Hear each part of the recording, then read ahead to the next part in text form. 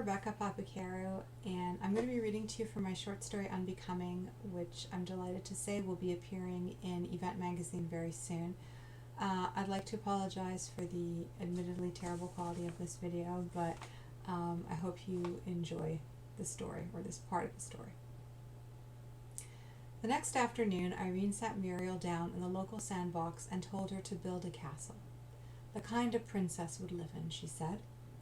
She sat on a nearby bench and lit a cigarette. Muriel stared at her pink bucket and shovel.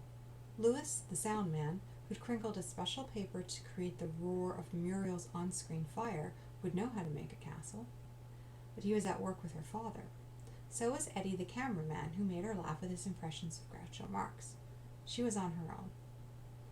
Over the next few days, the other little girls at the park took pity on Muriel and showed her how to turn her lumps into Tourette's. They also warned her about Bobby Greenberg, but Muriel had already seen him in action. Bobby snuck up on little girls playing in the sand and pulled their hair with all his terrible fat boy strength until Mrs. Greenberg looked up from her magazine. "Now, Bobby, you mustn't do that." Then, while his victim wailed, she gave her gloating and panting son a whole bag of chicken bones. The other mothers complained that giving him candy was just encouraging him, but Mrs. Greenberg said boys would be boys and nothing would change that. Muriel's mother said Mrs. Greenberg was her cow and her son was a deviant. That wouldn't stop Muriel and her mother from going to the park, however. They would not give in to fear. "Just let him try it," Irene would say as she braided Muriel's hair. "I'll spank him so hard his grandchildren will feel it." When her day came, Muriel was ready.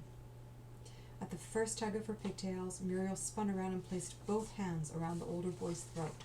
Bobby stumbled and fell, knocking his head against the wooden border of the sandbox, which did not deter Muriel from climbing on top of him and squeezing his larynx as hard as she could. Mrs. Greenberg dropped her magazine and rushed over to Bobby. As she did so, Irene looked up from the pages of Variety. "Now, Muriel, you mustn't do that." Bobby Greenberg never pulled anyone's hair after that. He stayed by his mother's side, flinching whenever a ponytail or pigtail bounced by him. Muriel became a sandbox legend, the golden-haired girl who brought down Goliath. Irene was delighted, until a rumor spread that Muriel was a budding juvenile delinquent. So much for a normal childhood. Irene still had not told Gordy about the incident, but now she asked him if the act of choking was innate in children. Gordy Kipper allowed this might be the case for those seriously disturbed. That was why his film strips were so important. They showed parents how to raise healthy, well-adjusted children, even when the world was losing its mind. After several fitful nights, Irene told her husband that Muriel could continue to act in his films, even into adolescence. A guide to puberty was in the works. His sets were often visited by experts in childhood development, including a German refugee who is now teaching psychiatry at the University of Toronto. Should Muriel reveal any more troubling tendencies, Dr. Kessler would surely intervene.